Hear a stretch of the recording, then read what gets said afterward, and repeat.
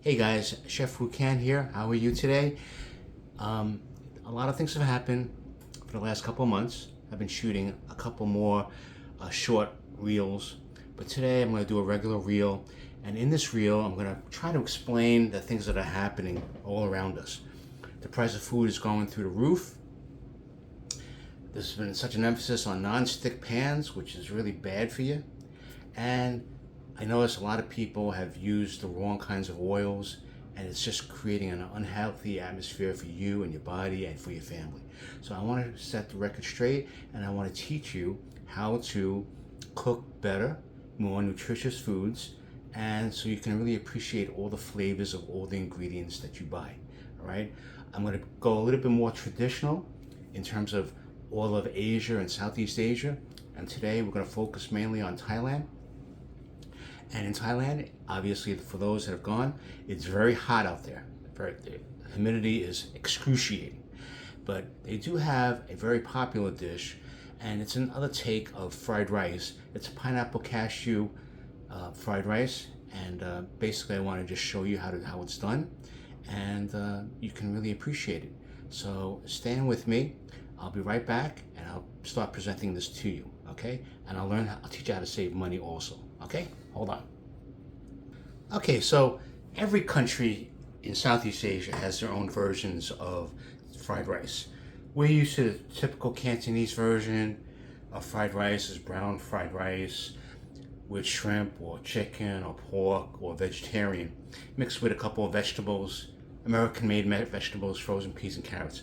Well, we're going to take it a little bit more traditional from a Thai standpoint, and the following ingredients that we're going to include in the Thai fried rice by Chef Rukan is basil. Typically you would want to use Thai basil, but regular basil is just as fine, right? We're going to add in some string beans. This will give it a nice crunchy texture. We're going to add some bean sprout. Now, bean sprout, when you go shopping for bean sprout, just make sure that the bean sprouts are opaque. It's not translucent, and it doesn't have a brown juice on the bottom. Basically, now more people are being introduced to a bean sprout, but not as much as they wanted. So they're making more bean sprouts than the demand is. So it may lay in the store shelves for a while. When that happens, it's highly perishable, so it'll start to break down. And when you see the bean sprouts not bright white and not solid, then you want to avoid it, okay? Then we're going to add some scallion. Scallion is always a great garnish at the end. We're going to mix in 2 eggs. They'll be scrambled in the wok. And I'm going to add some Dole pineapple, some imitation lobster, some marinated beef, some 1620 shrimp, and for the color, basically frozen peas and carrots. All right, so basically, I'm going to cook for a family of 4. So I would use 2 cups of white rice. My preference is jasmine rice. It's very aromatic. So how do you do this, right? You basically have to wash it 6 times to get all the excess starch out, right? Rinse it 6 times. You're not going to get it out completely, but most of it's going to come out. That starch is going to create a sticky rice that you don't want, right? Then in a rice cooker, and I recommend the rice cooker because our schedules are really busy, just add the rice to a rice cooker, add water till it's about 1 inch high over the leveled rice, and then cover it and press the button. And the rice cooker will take it from there. It will cook the rice in about a half an hour, and then after that it will automatically shut off and divert to the warm mode, which will keep the rice nice and warm. At that point, and when it's in the warm mode, to open the cover, take a spatula and fluff up the rice, and you're going to have beautiful aromatic jasmine rice. Set it aside, right? Let it cool, then put it on a baking sheet, spread it out, right? Let it cool at room temperature. Obviously, I hope everybody has their air conditioning on, or stick it in the refrigerator and let it cool. What that does is the grains of rice will absorb whatever moisture is on it, and it will cool it, right? So then it should be a little bit more, it won't be as sticky, right? Then when you add heat to it in the wok, that moisture will release and those grains will become nice and perfect in terms of texture, right? The mistake that many of you do is that you cook the rice, and then you throw it into the wok. The rice at that point is still sticky, and when you're mixing it in the wok, it's just a whole bunch of a clump of rice, and you don't want that, all right? So you want the rice to be a little separated, but yet still have a nice texture as perfect rice, okay? Now, the shrimp. These days, seafood is so expensive. So a lot of the manufacturers try to mislead us, and a whole bunch of companies are trying to mislead us, right? So the shrimp that I use, it's deveined, I have to peel it, and I use 1620 shrimp. That is the numerical measurement that you gauge when you buy shrimp. Not jumbo, not extra large, not large. Because what they're doing is they're taking the jumbo sign and putting it on large. Would you really know the difference between large and extra large? And so what happens is you're paying the jumbo price and you're really getting a large shrimp. So you look at the bag, and if the numbers say 1620, that basically says there are 16 to 20 shrimp per pound, right? Now, the higher the number, the smaller the shrimp. And the takeout restaurants are using the higher the number. So you're gonna get a shrimp from the takeout this big, and you may only get 6, but they're still charging you a seafood price that's very high. You want to take care of your family, you want to give value for your money, so you give them 1620. So you get a nice sized shrimp, okay? And that's what I'm providing here. As far as beef is concerned, beef, very, very expensive. And so what they've done is they're trimming the beef so it's a little bit less, shortening it, right? You're gonna still get a very tough piece of beef, no matter how much they tenderize it. So what I do is I buy a top round, I slice it thin into nice morsels. I add a little bit of baking soda, and that baking soda basically tenderizes the muscle. It breaks down the muscle to make it more tender. I set it aside for around 15 minutes, right? Then I'll add my thin soy sauce, my garlic powder, my white pepper, and then I'll top it off with a little dash of cornstarch to seal in all the flavors. And then I'll refrigerate it until I'm ready to cook. So you're gonna get a nice tender cut of beef. You're paying a cheap price for top round, right? And you're gonna get more flavor from it. So you're not gonna struggle as you eat the meat. Flank steak is perfect, but flank steak has gone through a change too. Flank steak is one of the best cuts of beef you can buy. You're paying $8 a pound, but because of the prices going up, right? They may offer you less, but the feed that they feed the cows used to be the best grade, top A. Now they probably give top D because it's cheaper, so the manufacturers will save money. So then you get the flank steak, and then I was eating it and I said, why is it still so tough? Well, they're finding different ways to cut costs, all right? So I don't want you guys to be ripped off. Listen to what I have to say, and as far as oil is concerned, get rid of the vegetable oil, get rid of the canola oil, get rid of the sunflower oil, get rid of the peanut oil. Those are all seeded oils, right? They've been filtered, they've been processed to give that beautiful golden color, but it's filtered all the nutrients in those oils, and it's no good for you. So if it says processed oils from canola to sunflower to vegetable, don't use it. The only oil that I recommend is virgin olive oil or avocado oil. Those are all natural, right? But now the companies are realizing that the demand for olive oil is increased. So rather than give you just regular olive oil, they're getting olive oils from all the other countries, and they're writing in the back of the sheet, processed olive oil. Anywhere it says processed, you don't want it, okay? So even if it comes from many companies, if it says virgin olive oil, and it doesn't say processed, that's the one you want, okay? So I'm using olive oil. Now, many have said, well, olive oil has a high flash point. Well, it does. But for cooking Asian, you're not going to let it sit in the hot flame for a long time, so you don't have to worry about it burning, right? It's going to be a short period of time of cooking off the oil and mixing all the ingredients together. So you don't have to worry about that, all right? Now, pans, non-stick pans, all right? I have a carbon steel wok, very similar to a cast iron skillet, right? You have to season it, right? You can go as high as you want with high carbon steel, all right? Now, the non-stick pans that they have out there, right? You have to use medium heat. So you'll never get the same aroma that you get from a takeout restaurant, all right? Just forget about it. You're never gonna do it, because if you do, the house might go on fire.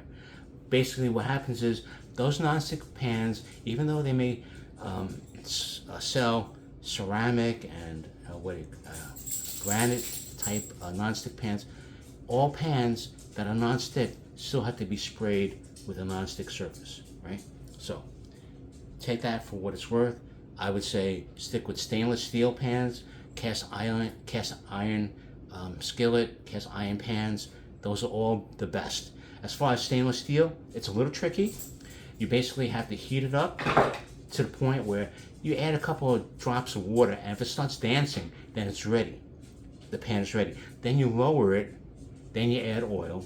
Then if you're making an egg, just add an egg on top and let it sit there just for a couple of seconds, right? But make sure there's ample enough oil or butter, okay? And it'll be a natural non-stick surface. And it doesn't hurt that after you use the stainless steel pan that you season it also with a little oil with a towel. And you're gonna eat better, and you can eat safer. And just to let you know that we have all experienced non-stick, all right? Each one of us, as we were growing up, I'm from the baby boom generation, our mothers, they use non-stick. So all of us have had a certain degree of non-stick in our bodies, right? That's the reality, all right? And so many of those particles may affect us health-wise. And there's a movie on Netflix called Dark Waters that tells you the story about how non-stick became, and the DuPont family, and how they marketed it and everything else. And it'll be surprising. So I just want to let you know and share this with you. Okay, so now we got the rice is ready.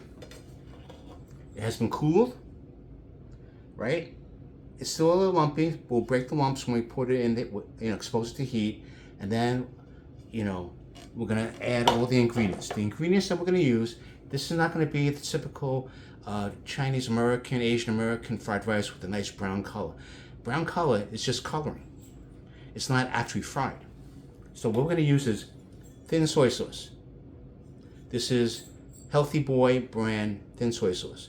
And I'm telling you this because when you go to an Asian market, there's going to be thousands of varieties to choose from. You won't even know where to go, all right? Then we do have a little dark soy sauce, mushroom flavored. And this is from Mr. Lee Gum-gae. And he's a very, very important person. He makes quality sauces, and it's important that you know that, and that you can know exactly what you're paying for. Then we have Shaoxing wine. I put in a little container. This is a little sweet wine. We have a little bit of white pepper. Why white pepper? Black pepper is strong, but it has a hard, strong flavor. White pepper is just as strong, but it has a milder, strong flavor. So most Asian restaurants that you go to, you'll see white pepper on the table. We could use garlic, fresh garlic, but not for the fried rice. We use garlic powder, okay? And to balance the saltiness of the thin soy sauce, we want to balance it with stevia monk fruit. And I say stevia monk fruit because if you're diabetic, you can't have regular sugar, so you're thinking about what's the alternative. There's so many alternatives out there, but it's all bad stuff. Sweet and Low, Splenda, NutraSweet. Stevia monk fruit can be found in the bakery department, and basically it's a natural sweetener, and it's been proven. But obviously with politics, all the lobbies for the major sugar companies are complaining, and they're coming out with all these reports saying that some of the stevia monk fruit, one of the chemicals, erythritol, is bad for us. Well, we already knew that Sweet and Low is bad already. and they still have it on the market. So, you know, who's telling who? All right, so we have all the ingredients. Here's the olive oil that I use. It doesn't have to be this brand, okay? As long as it's olive oil, all right? Just make sure that you look at the back ingredients, that it's not processed and it's just the one oil, okay? So, how are we gonna do this? So we got the wok. So we'll add a little bit of oil, just to season it a little bit. Okay. And we'll take it from there. Just watch us.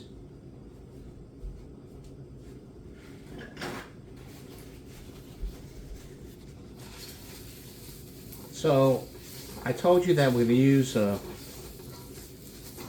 imitation lobster meat, beef, marinated beef, pineapple, scallions, egg, shrimp, string beans, peas, and we're going to add also some cashew nuts.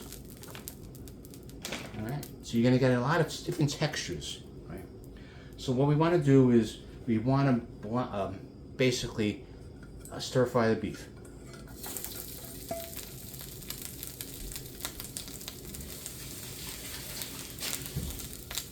So as we stir fry the beef, basically we just want to, and I'll just show it down here. So let's stir fry it. All right. We'll add a little bit more oil. And we'll stir fry it. We don't want to cook the beef 100% because we're still going to stir fry the beef with the rice and all the other ingredients. And that's going to take another 10 seconds. So if we cook this at 100% and we still have to cook it again, it's going to be 110%. But because we tenderized it with a little baking soda added to it to break down the muscle, you know, it won't be as bad. But in the future, I would cook the beef around 90%, 90 to 95%. And then we'll set it aside. Okay? And we won't have to worry about the toughness of the beef, okay?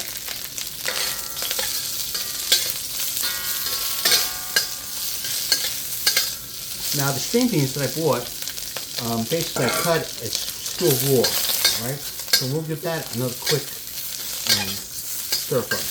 But now they have the string beans that are already parboiled and pre-cooked already. So we'll take the beef out. Okay. Then we'll add the string beans. We'll add a little bit more olive oil. And think about it, right? Even though you may seem like you're using a lot of olive oil, even if you ingest it, olive oil is still good for you.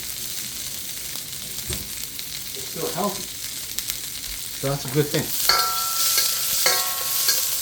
So the whole preparation in Asian cooking, the most time is spent in the preparation, right? So, you know, the actual stir frying is 1, 2, 3. So it's preparing, cutting, deboiling, stir frying.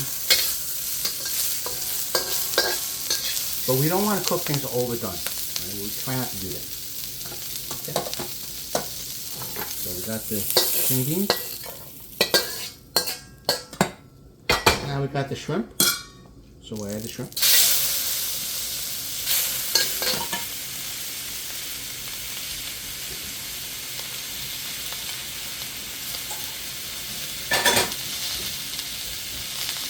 I know you guys haven't seen me in a while, but been kind of busy. So we'll cook the shrimp.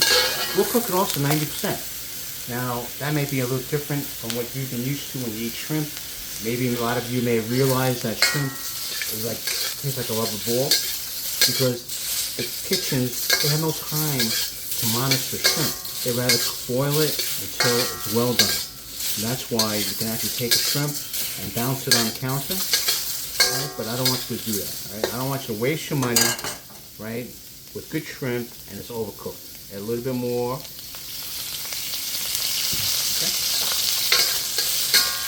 And this will keep the flavor of the shrimp, so you'll really appreciate the flavor.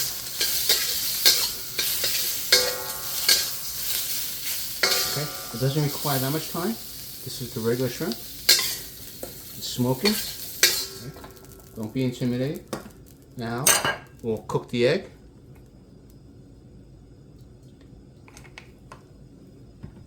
And we'll just pour the egg in.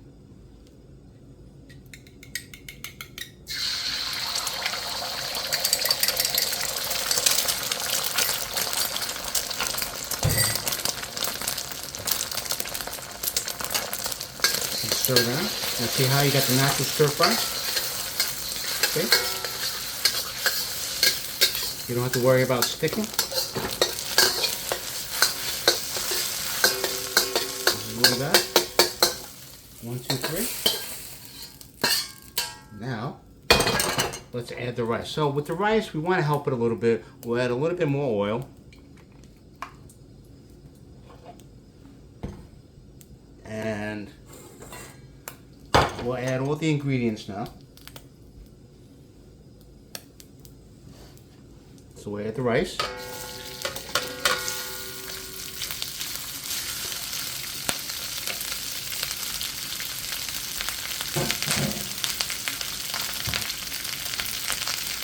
And we'll start to heat it up. Right? You break it up as best you can. Now remember, I'm using a butane stove here, portable. You might have to add a little bit more oil just in case, you know, you never know, you don't want it to stick. But just remember, it adds flavor. Because the worst thing you want is sticky fried rice. Break up the lumps. Give it a toss. Right? Now we'll add all the ingredients. The shrimp, the beef, the egg. We'll toss it in, blend it in.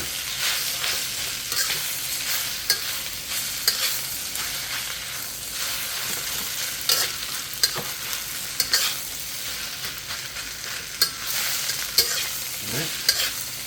Then we'll add the string beans.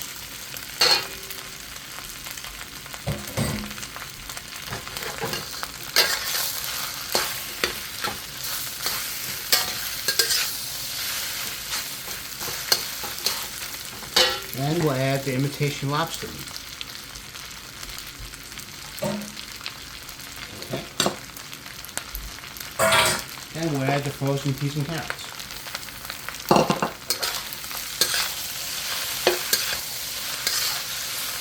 You see the color now? You got a little yellow from the egg, you got a little green from the peas, the string beans, you got the orange from the carrots. Now, we'll add some pineapple. If you like a lot of pineapple, add a lot of pineapple. If you don't. You can add a little bit more sauce if you want, a little pineapple flavor. But we like a lot of pineapple.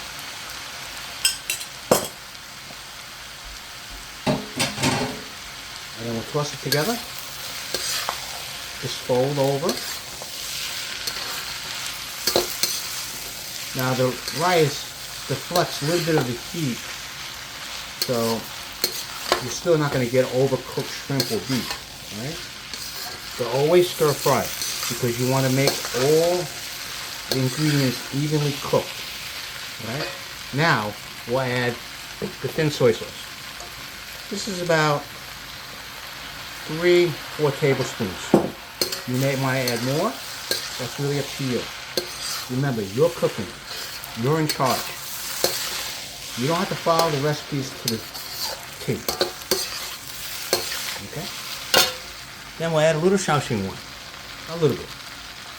A little wine doesn't hurt. A little white pepper.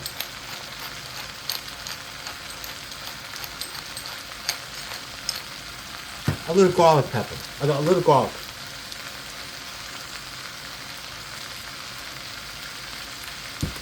And we'll offset it with a little bit of stevia monk fruit. Even though the pineapple brings sweetness, we'll get a nice balance.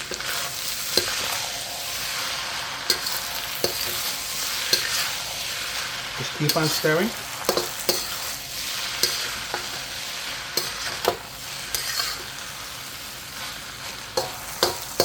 Alright, now we'll add the scallion. This is more of a garnish. We still haven't added the bean sprouts. We'll add the bean sprouts in. Now look at the volume. The volume increased dramatically. And we'll just fold in the bean sprouts.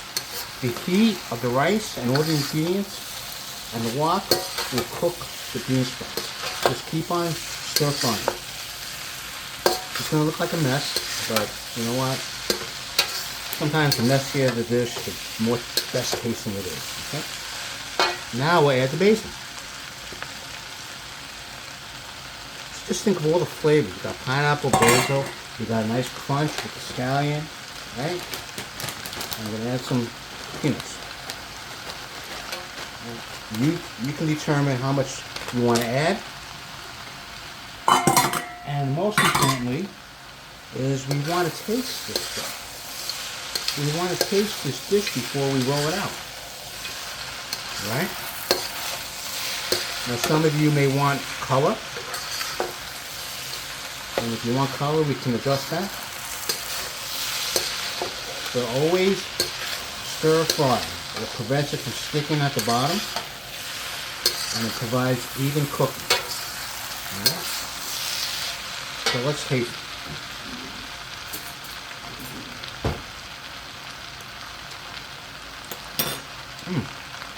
Maybe a little bit more thin soy sauce. Now remember, thin soy sauce won't actually give you the color.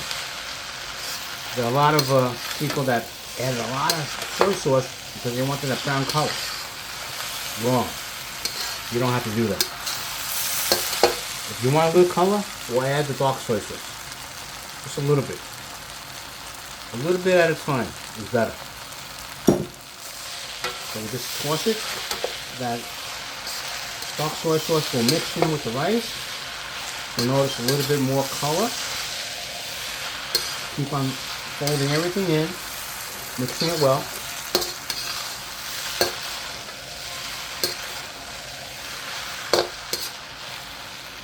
And you keep on tasting until you're satisfied.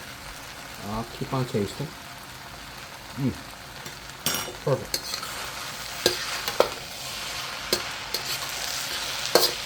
And this is